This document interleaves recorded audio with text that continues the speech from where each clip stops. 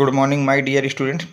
आज का ये वीडियो आपके बेसिक ऑर्गेनिक केमिस्ट्री का सेकंड लेक्चर है। इससे पहले मैं आपको फर्स्ट लेक्चर प्रोवाइड करा चुका हूँ, जिसमें मैंने काफ़ी बेसिक चीज़ों की बात की थी कि ऑर्गेनिक केमिस्ट्री का इंट्रोड्यूस कहाँ से हुई और ऑर्गेनिक शब्द का क्या आपका बेसिक मीनिंग है। ये सब चीज़ें मैंने वहाँ पे बताई। आज की इस लेक्चर में हम लोग देखेंगे बेटा classification of organic compound. Basically अगर हम लोग बात करते हैं क्लासिफिकेशन ऑफ ऑर्गेनिक कंपाउंड को, तो इनको मोस्टली टू पार्ट में डिवाइड किया गया। पहला ओपन चेन कंपाउंड और दूसरा है क्लोज चेन कंपाउंड। पहला आपका है ओपन चेन कंपाउंड और दूसरा बोलते हैं बेटा क्लोज चेन कंपाउंड।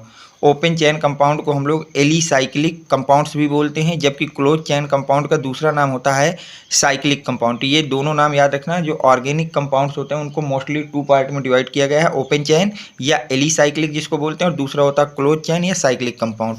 अगर हम फर्दर बात करें तो ओपन चेन कंपाउंड को फर्दर टू कैटेगरी में डिवाइड किया गया है। पहला है आपके पास सेचुरेटेड कंपाउंड और दूसरा है अनसेचुरेटेड कंपाउंड। पहला है सेचुरेटेड कंपाउंड और दूसरा है अनसेचुरेटेड कंपाउंड। इसी तरह से अगर हम लोग बात करते हैं साइक्लिक कंपाउंड्स की, तो इसको फर्दर टू टाइप में डिवाइड किया गया है, होमोसाइक्लिक कंपाउंड और हेट्रोसाइक्लिक कंपाउंड। अभी मैं इनकी इंडिविजुअल डिफिनीशन आपको बताऊंगा कि ओपन चेन कैसे पहचानेंगे, क्लोज कैसे पहचानेंगे, सेचुरेटेड को कैसे पहचानेंगे, अनसेचुरेटेड को कैसे पहचानेंगे, ये सब अभी आपको प्रोवाइड करें। ये एक चार्ट है जिसको आपको फेयर में बना लेना है, ताकि आपको रिवीजन के समय काफ़ी आसानी से पता चल सके कि ऑर्गेनिक कंपाउंड्स का क्लासिफिकेशन किस बेसिस पे किया गया है।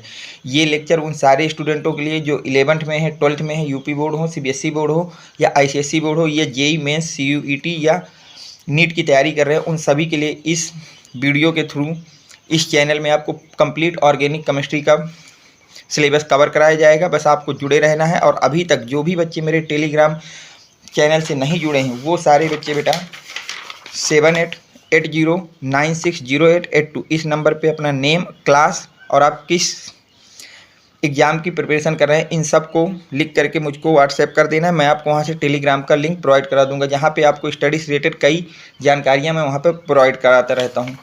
तो अब हम बात करते हैं इसके आगे बेटा। तो साइक्लिक कंपाउंड को फर्दर हमने टू कैटेगरी में बांटा है, होमोसाइक्लिक कंपाउंड, हेट्रोसाइक्लिक कंपाउंड। अगर मैं बात करता हूँ होमोसाइक्लिक कंपाउंड की, तो होमोसाइक्लिक कंपाउंड को फर्दर मैंने टू कैटेगरी में बांटा है। एक बांटा है एलिसाइक्लिक कंपाउंड और दूसरा है बेटा एरोमेटिक कंपाउंड।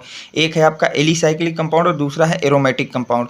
इसी तरह से अगर हम लोग बात करते हैं हाइड्रोसाइक्लिक कंपाउंड की, तो हाइड्रोसाइक्लिक कंपाउंड को फर्दर टू कैटेगरी में डिवाइड किया गया है, एलिसाइक्लिक कंपाउंड और एरोमेटिक कंपाउंड। तो याद रखना बेटा, एक बार मैं फर्दर आपको ये पूरा कंक्लूड कर देता हूँ। जो आपके ऑर्गेनिक कंपाउंड हो उनको मोस्टली टू कैटेगरी में बांटा गया है, open chain, close chain. Open chain को फर्दर टू कैटेगरी में सेचुरेटेड या अनसेचुरेटेड में डिवाइड किया गया है, जबकि क्लोज को भी फर्दर टू कैटेगरी, एक होमोसाइक्लिक और एक हेट्रोसाइक्लिक में डिवाइड किया गया है। होमोसाइक्लिक आपके दो तरह के होते हैं, एलिसाइक्लिक और एरोमेटिक। इसी तरह से हेट्रोसाइक्लिक भी आपके टू टाइप्स के होते हैं, एलिसाइक्लिक और एरोमेटिक। इसी तरह अब हम बेसिक डिफिनीशन में चलते हैं। तो पहली डिफिनीशन आपके पास बेटा ओपन चेन कंपाउंड क्या होते हैं, तो इन विच नो क्लोज चेन और साइक्लिक इन प्रेजेंट। ऐसे कंपाउंड जिसमें कोई भी क्लोज चेन ना हो या फिर साइकिल ना बन रही हो, उसको हम लोग ओपन चेन बोलते हैं। जैसे आपके सामने ये बना है, देखिए ये स्ट्रेट है, ये स्ट्रेट और ब्रांच है, ये भी स्ट्रेट है। तो कुल मिला के ओपन चेन में कोई भी साइक्लिक स्ट्रक्चर नहीं बन चाहिए। साइक्लिक स्ट्रक्चर क्या होता है, जैसे ये स्ट्रक्चर बना हो बेटा, तो इसको हम क्लोज बोलते हैं। ये क्लोज हो गया, रिंग टाइप में है। अब इसको देखिए बेटा, ये भी क्लोज है। तो अगर इस तरह का कोई स्ट्रक्चर नहीं बना है, क्लोज स्ट्रक्चर नहीं है, तो हम लोग बोलते हैं वो आपका ओपन चेन है। जैसे आपके तीनों एग्जांपल लिखे हैं, ध्यान से देख लीजिए, दीज आर 3 एग्जांपल। इसमें कोई भी आपका साइक्लिक कंपाउंड नहीं है या कोई क्लोज रिंग नहीं बन रही, तो वो होता है ओपन चेन, जो आपका क्लोज ना हो। अब हम बात करते हैं ओपन चेन। आपको मैंने बताया था कि फर्दर टू टाइप्स के होते हैं, जिसमें हम लोग बात करते हैं कि एक होता है सेचुरेटेड कंपाउंड और एक होता है अनसेचुरेटेड कंपाउंड। तो अगर हम बात करते हैं सेचुरेटेड कंपाउंड की, तो क्या होता है, compound in which only single bond are present between all carbon atom. मतलब जितने भी आपके पास कार्बन एटम कंपाउंड में दिए गए हैं, ओपन चेन है, और जितने भी कार्बन हैं उन सब के बीच में कोई भी जितने भी बॉन्ड बनेंगे कार्बन कार्बन के बीच में, वो सारे के सारे आपके सिंगल होने चाहिए। जैसे हम बात करें alkanes, all alkanes are saturated compound. पहला पॉइंट याद रखिए, जितने भी एल्केन्स होते हैं वो सब सेचुरेटेड कंपाउंड होते हैं। एल्केन का जर्नल फार्मूला क्या होता है, CnH2n+2। जहाँ n की वैल्यू आप रखेंगे, n=1 रखेंगे तो CH4 बनेगा, मेथेन बोलते हैं। इनका भी बेसिक नाम याद रखिए। आगे आपको इनका नाम कैसे लिखा गया है, जर्नल फार्मूला क्या है, ये सब आपको डिटेल से पढ़ाया जाएगा। अभी क्लासिफिकेशन चल रहा है, तो इसको थोड़ी सी चीज़ों को टफ लग रही होंगी, तो इनको आप ऐसे ही मान लें, बस ये आगे प्रूव किया जाएगा ये क्या कैसे हैं। तो सेचुरेटेड में बस इतना याद रखिए कि एक ऐसे का ऐसे ओपन चैन कंपाउंड जिसमें जितने भी आपके कार्बन एटम प्रेजेंट हैं उन सब के बीच में केवल और केवल सिंगल बॉन्ड होना चाहिए कार्बन कार्बन के बीच में। जैसे n=2 रख दें तो यहाँ हो जाएगा C2H6। क्या हो जाएगा बेटा? C2H6। तो उसको बनाएंगे CH3 सिंगल बॉन्ड CH3, इसको एथेन पढ़ते हैं।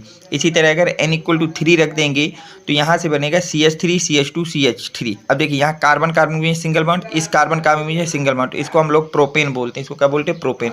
तो सैचुरेटेड कंपाउंड की इतनी बेसिक डिफिनेशन आप याद रखिए कि ऐसा आपका ओपन चैन ऑर्गेनिक कंपाउंड जिसमें present all the carbons between single bond. इसी तरह से अगर हम लोग बात करते हैं unsaturated compound, at least one double और triple bond are present between carbon carbon atom. ऐसा आपका ओपन चैन स्ट्रक्चर जिसमें कार्बन कार्बन के बीच में कम से कम एक डबल या एक ट्रिपल बॉन्ड हो। एक से ज़्यादा हो वो अलग बात है, लेकिन कम से कम एक डबल या ट्रिपल बॉन्ड होना चाहिए, तो उनको हम अनसैचुरेटेड कह देते हैं। अनसैचुरेटेड कंपाउंड को मोस्टली 2 कैटेगरी में बांटा गया है, एल्कीन और एल्काइन। एल्कीन का जर्नल फार्मूला होता है CnH2n और एल्काइन का जर्नल फार्मूला होता है CnH2n-2। इन दोनों में n=2 से स्टार्ट करना है। n=2, 3, 4, 5, 6 लिखा जा सकता है, 1 नहीं लिखा जा सकता है। तो ये दोनों में आपका एक कार्बन का कोई भी कंपाउंड नहीं होगा। At least first member is 2 carbons. Alkene हो या एल्काइन, इसका फर्स्ट जो मेंबर होगा वो एटलीस्ट 2 कार्बन का होगा। तो अगर n=2 रखते हैं तो स्ट्रक्चर बनेगा CH2 डबल बॉन्ड CH2। इसी तरह अगर n=2 रखते हैं तो स्ट्रक्चर बनेगा CH ट्रिपल बॉन्ड CH। तो यहाँ पे तो अगर यहाँ पर ध्यान देखें तो कार्बन कार्बन के बीच में एक डबल बॉन्ड है, तो ये आपका अनसैचुरेटेड हो गया। यहाँ बात करें तो कार्बन कार्बन के बीच में ट्रिपल बॉन्ड है, तो इसे एल्काइन कहते हैं बेटा। इसी तरह से n=3 रखेंगे तो स्ट्रक्चर बनेगा CH3 CH double bond CH2। अगर n=3 इस फार्मूला रखोगे तो फार्मूला बनेगा CH3 C triple bond CH। तो यहाँ एटलीस्ट 1 डबल बॉन्ड है और यहाँ एटलीस्ट 1 ट्रिपल बॉन्ड है। तो ऐसे ओपन चैन स्ट्रक्चर जिसमें कम से कम एक डबल या ट्रिपल बॉन्ड होता है उसको हम अनसैचुरेटेड कंपाउंड बोलते हैं। तो ये आपका पहला डिफिनीशन हो गया, पूरा classification open chain organic compound का। ओपन चैन, उसके 2 टाइप्स। अब हम बात करते हैं क्लोज चैन कंपाउंड की या रिंग चैन कंपाउंड की। These are the compound which contain one or more close ring in their molecules. These are further of 2 category. ऐसे आपके कंपाउंड जिसमें कंटेन हो 1 और मोर क्लोज रिंग, जिसमें कम से कम एक या एक से ज़्यादा क्लोज रिंग होती हैं, उन्हें हम लोग क्लोज चैन कंपाउंड्स बोलते हैं। और इनको फर्दर 2 कैटेगरी में हम लोग डिवाइड करते हैं। पहले साइक्लिक कंपाउंड, एक होता है होमोसाइक्लिक कंपाउंड और एक होता है आपके पास बेटा हाइड्रोसाइक्लिक कंपाउंड। अगर हम होमोसाइक्लिक कंपाउंड्स की बात करें तो these are the cyclic compound. ये आपके साइक्लिक कंपाउंड होते हैं in which ring is made of only 1 types of atom. Mostly आपको डेट इज कार्बन एटम मिलेगा, ठीक है। ज़्यादातर जो भी रिंग होती हैं वो कार्बन एटम की बनती हैं। These are further divide into 2 category. Homocyclic compound ऐसे कंपाउंड होते हैं जिसमें क्लोज रिंग बन रही हो, लेकिन उस क्लोज रिंग में जितने भी मेंबर्स हों वो सब क्या हों, किसी एक ही टाइप के एटम हों। और आप ऐसा भी बोल सकते हैं all atom use of carbon then form the cyclic compound is called a homocyclic. Homocyclic में जो रिंग आपकी फार्म आउट होगी उसमें केवल कार्बन होना चाहिए, तो इसको हम लोग होमोसाइक्लिक बोलते हैं। होमोसाइक्लिक कंपाउंड को फर्दर 2 कैटेगरी में डिवाइड किया गया है, एलिसाइक्लिक होमोसाइक्लिक कंपाउंड और एक होता है एरोमेटिक होमोसाइक्लिक कंपाउंड्स। ठीक है, यहाँ तक कोई दिक्कत? जैसे हम लोग एग्जाम्पल दें होमोसाइक्लिक का, जैसे ये है, अभी आपको पता नहीं है, आप मान लीजिए मैं अभी आपको आगे सिखाऊंगा। इसमें जितने भी एटम हैं, इसमें जितने भी कॉर्नर पे एटम हैं वो सब आपके कार्बन के हैं। अभी ये स्ट्रक्चर कैसे बनेंगे ये मैंने सिखाया नहीं, भी क्लासिफिकेशन चल रहा है, तो आप इसको केवल डिफिनीशन आप इनकी लिख लीजिए और आप एग्जांपल अभी जब मैं आगे थोड़ा सा इसमें हम लोग और आगे बढ़ेंगे तो स्ट्रक्चर सब आपके समझ में आने लगेगा। ठीक है, मैं एग्जांपल दूंगा तो अभी आपके समझ में भी नहीं आएगा, तो इसलिए एग्जांपल नहीं दे रहा हूँ, केवल थ्योरी याद रखिए कि होमोसाइक्लिक कंपाउंड ऐसे कंपाउंड होते हैं जिसमें जो क्लोज रिंग बने उसमें केवल कार्बन प्रेजेंट होना चाहिए, बस। आप सिंपल सी भाषा ये याद रखिए। अब हम बात करते हैं इसी तरह से हाइड्रोसाइक्लिक कंपाउंड्स की। किसकी बात करते हैं बेटा? हाइड्रोसाइक्लिक कंपाउंड की।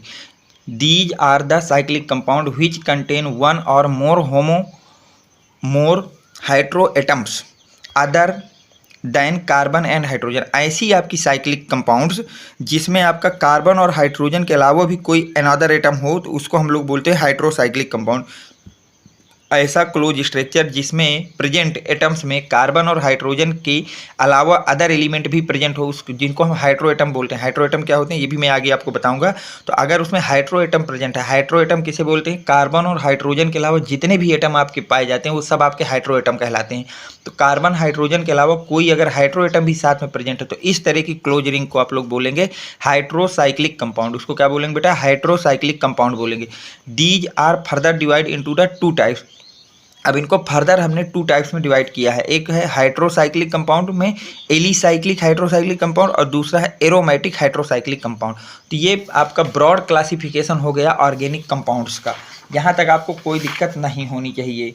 ठीक बेटा, अब हम बात करते हैं कुछ बेसिक, जैसे कंबंशन की बात करें। Organic compound readily burn in air, they burn with smoke on non smoky flame. One of the product of combustion is always CO2। इस पॉइंट को याद रखना, बहुत ही ज़्यादा वेरी मोस्ट इंपॉर्टेंट पॉइंट है बेटा इसको, कि ऑर्गेनिक कंपाउंड को रीडली बर्न इन एयर, अगर आप उसको एयर में बर्न करते हैं तो वहाँ से जो बर्न करने पे स्मोकी या नॉन स्मोकी फ्लेम हो सकता है, यानी कि आपका स्मोकी का मतलब धुआं का निकलना बेटा, ठीक है, फ्लेम का निकलना, तो वो स्मोक हो भी सकता है और नॉन स्मोकी बिना धुआं निकले भी जल सकता है। One of the product of combustion is always CO2। पर ये 100% श्योर है कि अगर आप ऑर्गेनिक कंपाउंड का कंबसन करा रहे हैं तो वहाँ से CO2 जो है हमेशा कंबसन होगी, हमेशा प्रोड्यूस होगी एज अ प्रोडक्ट। CO2 हमेशा ऑर्गेनिक कंपाउंड के कंबसन से या उसके बर्न करने से रिलीज होती है। स्मोक की विषय में बात की जाए, नॉन स्मोकी, ऐसी कोई कंडीशन नहीं कि वो स्मोकी होगा नॉन स्मोकी, वो स्मोकी भी हो सकता है और नॉन स्मोकी भी हो सकता है। उसके फ्लेम को लेकर के कोई कमेंट नहीं किया जा सकता, बट ये मस्ट भी प्रेजेंट है कि वहाँ पे अगर आपने ऑर्गेनिक कंपाउंड को बर्न किया तो वहाँ से CO2 रिलीज होगी।